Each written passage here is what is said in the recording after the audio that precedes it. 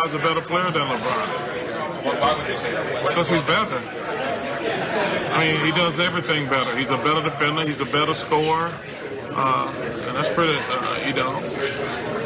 he's better at imposing his will on the game. I mean, you just saw him just will a good Toronto team to the championship. I mean, that's pretty impressive. Shannon, how many problems do you have with what Barkley said? Skip, I've got a few. And for Charles to make this assessment after one game. So this is where we are. One game. So if LeBron had the roles were reversed, was Charles going to say that? No, absolutely not. Skip, other than defending, I don't think Kawhi can do anything better than LeBron. I think LeBron can still score the basketball at a higher clip. I know he can rebound the ball at a better clip. I know he can pass the ball, assist the ball, facilitate an offense better. Kawhi Leonard had a career-high 9 assists last night. 9. LeBron James has 359 regular season games in which he's had at least 9 assists. Kawhi Leonard has 0 triple-doubles. LeBron James has 81. Skip, look, when it comes to defending, I got no argument. Kawhi Leonard is as good a defender as that we have. And now he's joined with another great defender in Paul George, with another outstanding defender in Pat Bev. Not here to debate that. But to say after one game, oh, he can impose his will. Skip, LeBron James wasn't trying to impose his will. The difference is that LeBron James was trying to get Anthony Davis involved. He tried to facilitate him. And maybe that was one of the reasons that got him out of his rhythm. He spent so much time trying to get Anthony Davis his shot. We're going to see if Kawhi Leonard is going to be just as aggressive when Paul George gets back. You see, it's a whole different ball game, Skip. When you're you, it's you. You can just do what you want to do because everybody else knows their role. But what is Paul George? Paul George going to sit back there and say, okay, yeah, I was third in the MVP voting, average 28 points a game. I'm cool if I get 15. Hell nah, he ain't going to say that. I believe if LeBron, there's going to come a time this season, LeBron's going to need to impose his will. He's going to need to go get the team high 30s, maybe even 40. There's no question in my mind that he can do that. But for me, Skip, I'm not here to say that maybe at the end of the year, Kawhi might be a better player than LeBron. But to sit here and say that after one game, that's the assessment that where you are now, I just find that very hard to believe. Look, Charles Barkley obviously knows the game of basketball, played the game at a very high level. But Skip, after one game, I'm not willing to do that right yet. So we'll see how this thing plays out. But I don't believe on anything that has to do with offense that Kawhi Leonard is better than LeBron James. And I'm definitely not willing to say that after one game. So I greatly appreciate your attempt to defend your man LeBron with the just one game argument.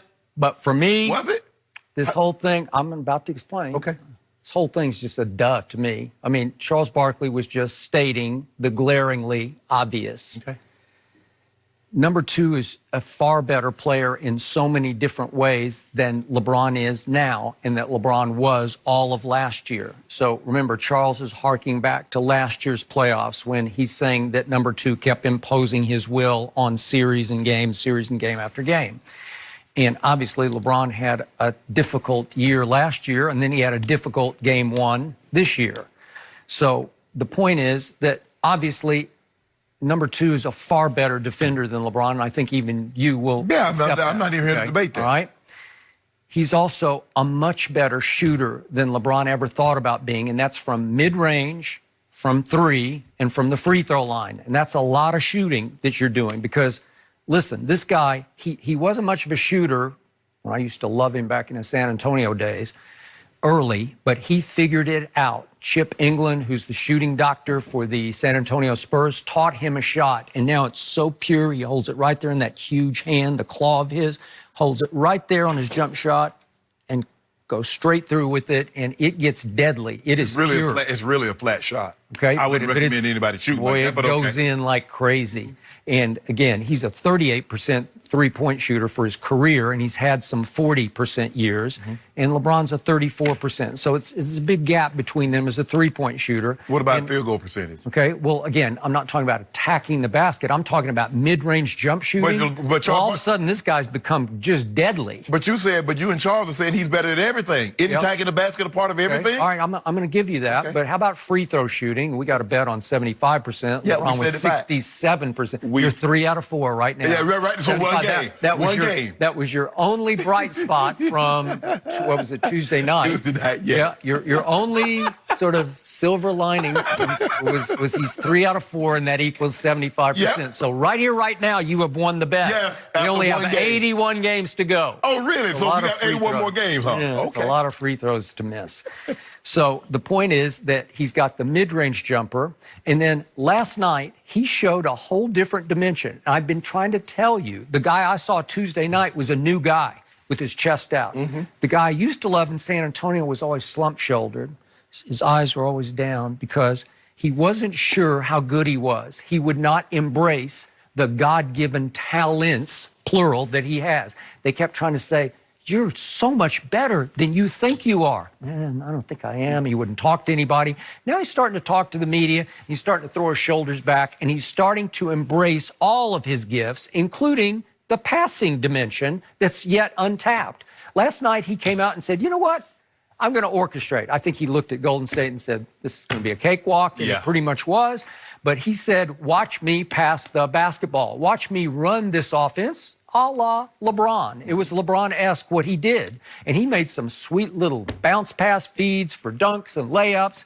And he had 9 assists against just 1 turnover. That's a pretty good night. Yeah. And again, it was Golden State's opening night of its new arena in San Francisco. And thanks to him, he imposed his will early on this game. Right. And he scored 21 points in just barely over 21 minutes.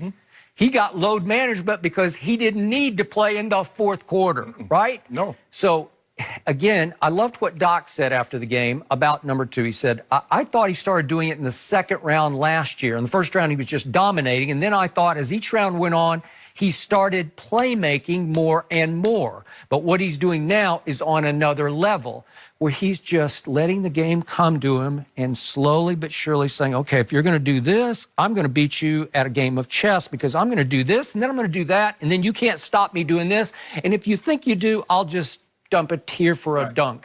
So I saw him doing some LeBron-esque things. And I know last year I just scoffed and laughed at the whole comparison Kendrick Perkins made to Michael Jeffrey Jordan. But there's some Jordan-esque qualities to his jump shot because when he gets it going, when he starts shooting it from way up there, it's just hard to stop it. It's not KD-esque because KD's 7 feet tall. Right. But this guy's 6'7", Right. and he can jump now. He can get way up, and he's shooting it from way up there. He's shooting it flat, but the release point is yeah. way up high. His hands are so big, he's shooting on fingertips. Yep, he is. So- Okay, so all that adds up to, man, he's just all around more dominating than LeBron can be in year 17. I just think that's a fair Skip, and obvious assessment. But here's the thing, Skip. You talk about one game. So let's just say for the sake of argument, LeBron goes on and averages 27 points, 8 rebounds, 8 assists, and they win 55 games. And Kawhi and them might win more games. Are you still willing to say that? Yeah, I would be, except he's not going to do that. I mean, LeBron will just roll out of bed and get his numbers. No. What does your eye test tell you? No. My eyes tell me. Oh, so Kawhi. No, rolling out of bed. I don't want to hear nothing about no rolling out of bed.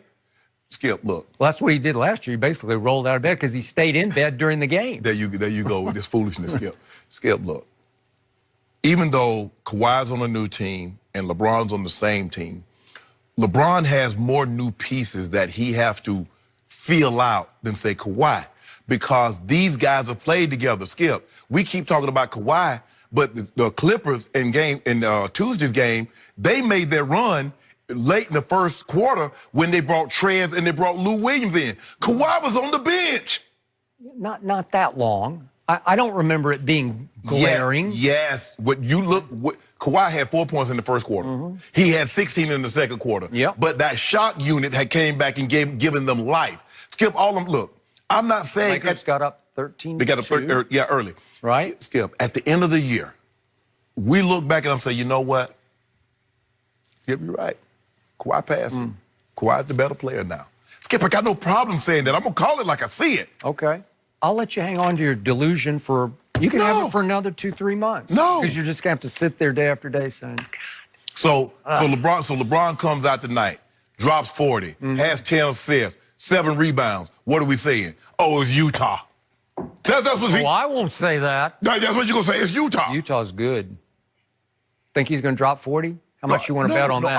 I'm just saying, hypothetically, if you were to do that. I mean, look, the mistake that I believe he made the other night is that he went out of his way, too much out of his way, to try to get Anthony Davis involved because he said they're going to run the offense through Anthony Davis. Skip, look, I believe you can get up and down and still post. You look at the Showtime Lakers. The Showtime Lakers came to be Showtime. They still had Kareem on the team. But they was getting up and down. Now, when, they got into the half-court set, Kareem go get down to the block, Magic come to one side, fake, give it to him, Kareem turn over one shoulder to the other, and throw the sky hook. Okay. So I hate to break this news to you, but it sure sounded to me like yesterday Frank Vogel, dare I say, demoted LeBron from point guard to sort of wing player. I mean, he just said, I saw one game and I saw enough. So I'm going to insert Rondo into the starting lineup as our point guard, right? Well, I got to tell you, on the night number 2 is saying, watch me orchestrate.